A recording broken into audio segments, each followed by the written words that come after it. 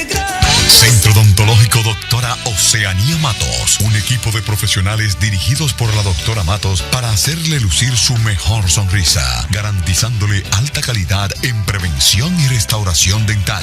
Aplicamos técnicas avanzadas y de última generación en implantes dentales. En Bellavista, 809-534-5555 y en la zona oriental en el 809-591-4559. Centro Odontológico Doctora Oceanía Matos, vive la vida con una saludable sonrisa. Pastor Fidel, lo amo. Gracias, igual. Y amo su presencia. Eso es recíproco. Qué Para bueno. mí es un honor, un privilegio. Yo sé que cuando digo, Pilar, llámame al pastor, que quiero que hablemos de un tema, que estamos ahí, y el pastor siempre dice que sí. No, y cuando Pilar me llama, yo me pongo alegre. Qué contento. bueno, porque viene para acá, Claro. para casita. Pastor, cuando Pilar le llamó, hablamos acerca de violencia, Sí. de maltrato, y nosotros hemos hablado en otras ocasiones del nivel de violencia que hay en el país. Pero esta mañana, viendo una noticia internacional, creo que era estaba viendo noticias de Perú, pero noticias de Panamá, y yo veía como lo mismo.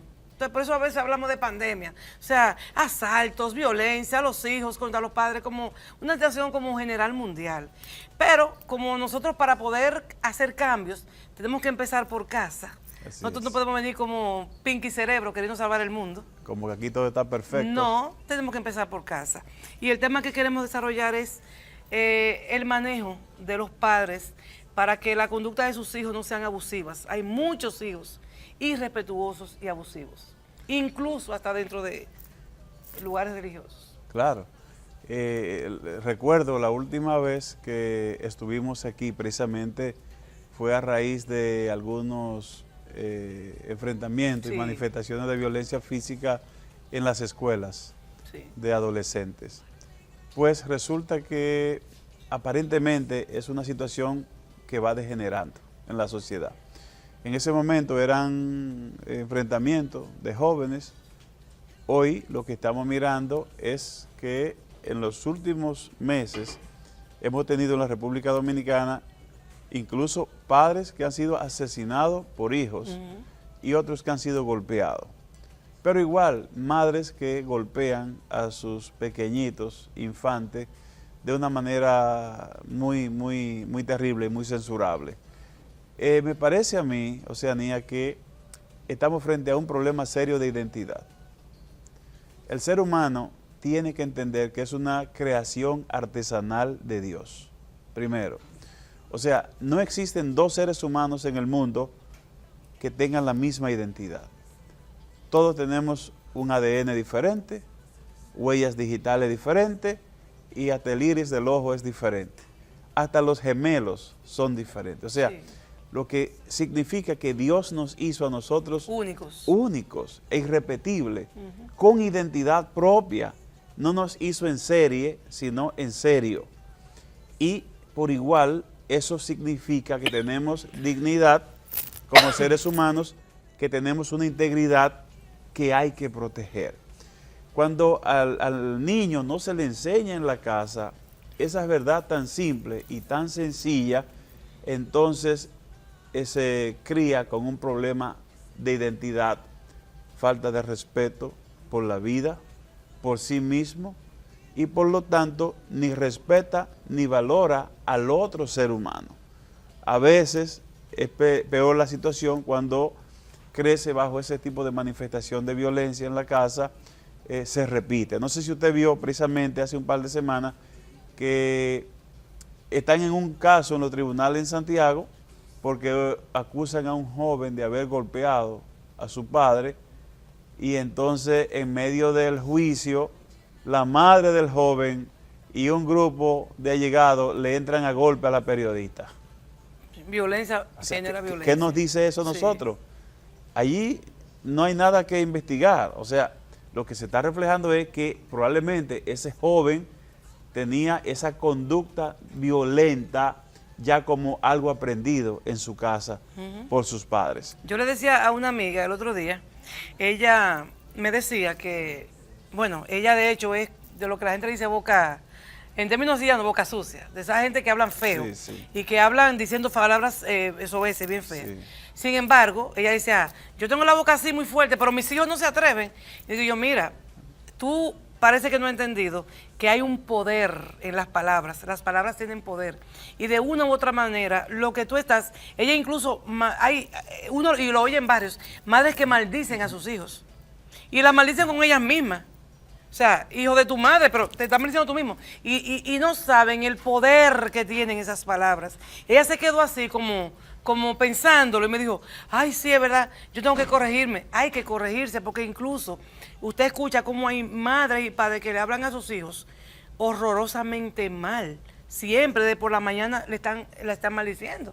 Entonces, ¿qué podemos esperar de un hijo que se levanta con maldición y se acuesta con maldición? Mira, nosotros podemos construir o destruir la vida de nuestros hijos, y no solo de los nuestros, también de los que están alrededor, a los que nos toca influenciar o de alguna manera mentorear o ser tutores.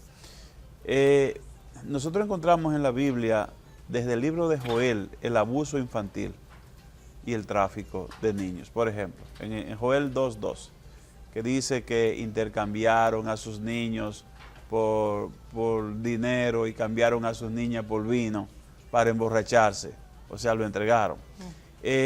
Pero también con nuestros actos, hay una historia muy interesante sobre un niño en los Estados Unidos que de repente llega a una iglesia. Usted decía, eso también ha entrado a las iglesias.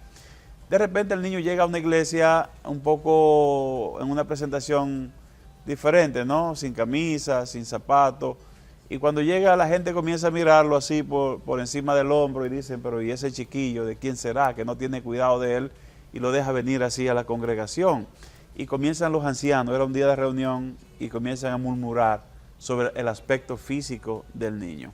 Cuando alguien obviamente es iluminado por el Señor y dice, pero ¿cómo es que ustedes no saben quién es su padre? Miren su dignidad.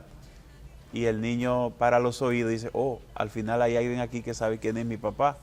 El niño era huérfano, no tenía padre, y entonces el pobrecito estaba en la calle, era un niño de la calle. De repente los ancianos le preguntan a él, ¿y quién es su papá? ¿Usted lo conoce? Y dice, claro, mírenlo, es un hijo de Dios, tiene dignidad. El muchacho dice que esas palabras marcaron su vida. El muchacho llegó a ser gobernador del estado de California y candidato a la presidencia de Estados Unidos. Ben Cooper. O sea, nuestras palabras pueden marcar la vida de un niño para bien o para mal. Sí. Y tenemos que tener mucho cuidado con lo que decimos. Aún en la iglesia a veces se da la ignorancia de que supuestos líderes que están llamados a trabajar con niños le hacen más daño que bien. Y eso se da en el hogar también. O sea, marcar la vida de nuestros hijos con términos despectivos, de rechazo, de falta de afecto, de amor, comparándolo con puede llevarlo a convertirse en seres humanos violentos que pierden el sentido de sí mismo y entonces se pierden enfocan, identidad. Exacto, pierden la identidad y se enfocan en el hacer y en el tener y se olvidan del ser. Entonces ahí se pierde todo el valor que necesita el ser humano. Y es como hablábamos ahorita, fuera de cámara, que hay que empezar por el principio, y los principios son los niños, los adolescentes, los jóvenes, porque ya entonces ya vamos a usar métodos correctivos. Exactamente. Y no lo vamos a pasar solamente corrigiendo cosas que están dañadas. ¿Por qué no empezar a guiar? Por eso es que la Biblia dice que trata de instruir al niño en el camino de Dios, que aun cuando sea grande, en ese tramo de la vida, en el que quizás se pueda desviar, él va a hacer un día y va a decir, no, espérate, yo no estoy bien, déjame yo retomar aquello que mi padre me predicó, aquello que mi padre me enseñó. Así entonces es, tenemos entonces la esperanza de que hijos que fueron bien tratados, que fueron bien hablados, que subieron con dignidad, aunque un momento por encontrarse en la vida con muchas situaciones o que no, sin personalidad para decir no a las cosas, luego hacen un chip de cambio, hacen cambio. Déjame yo volver a lo que me hicieron mis papás. Así es. Y pienso que nosotros como padres tenemos que tener, no debemos cansar, decía mi esposo, uno no se puede cansar de ver con los hijos, no importa la edad, porque hay que llevarlo al destino que Dios nos prometió llevarlo. Así Entonces es. hay un trabajo nuestro. Sí, creo que este es un trabajo tripartito. De la familia, primero, que no puede delegar su responsabilidad y su rol. Segundo, del Estado, un sistema de protección y de cuidado, pero también de la sociedad. Todo ese conjunto conforma una cultura de protección a nuestros hijos que tiene resultados al final. Usted que tiene un conocimiento amplio de la cultura, por ejemplo, a mí me encanta ver esa cultura en los países asiáticos.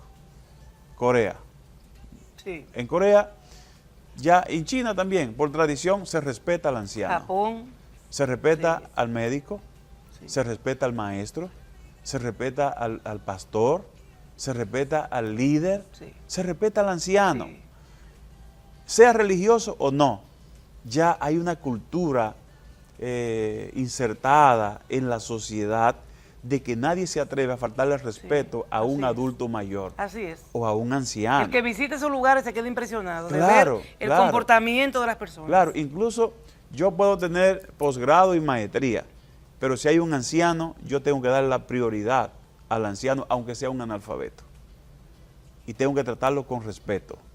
Oye, eso ayuda y la pone un poco fácil en ese patrón de conducta. Ahora, en una cultura tan débil como la nuestra, donde están tan permeadas, ¿no?, por esa cultura occidental del materialismo y del secularismo, donde papá y mamá han tenido que irse de la casa a trabajar para poder llevar el presupuesto a la casa y los hijos se quedan sin un tutor, sin un modelo a seguir, es una lucha bastante fuerte. ¿Y qué tanto ha influenciado esa cultura también norteamericana? De que tú no le puedes decir a tu hijo nada, porque nosotros sabemos que hay un montón de dominicanos que viven allá, pero los que estamos aquí son hijos que denuncian a sus padres. Los hijos cuando hacen esa denuncia se llevan a los muchachos y los ponen a vivir con otras personas. Llevan preso a los papás porque le llamó la atención a su hijo. O sea, ¿qué tanto ha influenciado su cultura norteamericana en nosotros? Bueno, los Estados Unidos cada vez se avanza más en la institucionalización de los hijos. El Estado, donde se convierte el padre protector y le quita la patria potestad a los padres, que gracias a Dios todavía la tenemos en nuestra Constitución, aunque cada vez se está siendo más amenazada. Los padres le obedecen a los hijos, en lugar de los hijos obedecer a los padres. Cambiaron los códigos. En esa cultura quien manda son los Sí. hijos, quien imponen la regla son los hijos, no los padres. Y de repente hemos visto intentos, o sea, cuando deberíamos reforzar la nuestra y poner más protección, más candado, la tendencia es una insistencia, ¿no?, de organismos internacionales a que abramos la puerta y que dejemos que los hijos tomen la decisión, sobre todo incluyendo de la práctica sexual a destiempo, Sí. con el lema de que tu cuerpo te pertenece, a con él lo que tú quieras, en lugar de que le digamos, mira, hay que mantener la modestia, el pudor, la pureza, el respeto y reforzar esos valores en la familia. Entonces, la educación que quieren imponernos tiende a empujarnos todavía a un desorden mucho mayor y más acelerado. Yo creo que aquí lo que hace falta es más volver a lo básico, al ABC, al patrón, donde los padres se empoderen. Ha hecho mucho daño también esa influencia en el sistema educativo, que antes, con el déficit de los padres, los maestros eran un sustituto y eran como la familia extendida. Y el padre le daba toda la autoridad al maestro para corregir a su hijo y para incluso imponerle disciplina cuando había alguna falta. Entonces el muchacho se criaba bajo un modelo de respeto y de obediencia. El nuevo modelo educativo plantea que al niño no se puede mirar o sea, no se puede mirar y no se puede tocar ni con el pétalo de una rosa.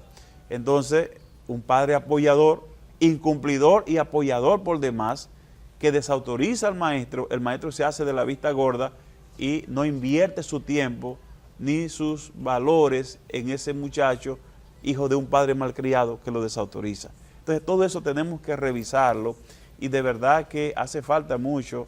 Me encanta, ¿no?, el lema del ministro de Educación que ha planteado sobre la calidad educativa, los 7 ejes, pero él los reduce en 3. Y él dice, bueno, la educación se trata del saber, del hacer y el ser. Pero el más importante de los 3 es el ser. Y el ser no se enseña en la escuela, ni se enseña en la calle, se enseña en el hogar, con principios y valores básicos que hacen un mejor ciudadano, con un sentido crítico, pero también con valores que le llevan al respeto y a la preferencia de los otros. Pastor, gracias de verdad por Gracias a compartir usted. con nosotros este conversatorio tan importante que yo espero que muchos padres y madres y tutores tomen en cuenta todo lo que hemos conversado hoy y retomen el papel que realmente Dios nos mandó a tomar. Yo quiero que usted regrese, pueda hablarnos de la fundación. Así es. Y pueda hablarnos también de esos congresos que se hacen familiares, para hacer una invitación más abierta, no solamente a los gente que pertenece a la iglesia, no, sino que se amplíe esta invitación a la gente a lo secular. Así es. Que vayamos mucha gente que no sean cristianos solamente y que puedan participar de este congreso, que ayuda a que la familia sea una familia ya más nuclear. Gracias. Bendiciones. Gracias. Vamos a la pausa comercial y regresamos en breve con el segmento de odontología. Este programa va aumentando mi desarrollo personal.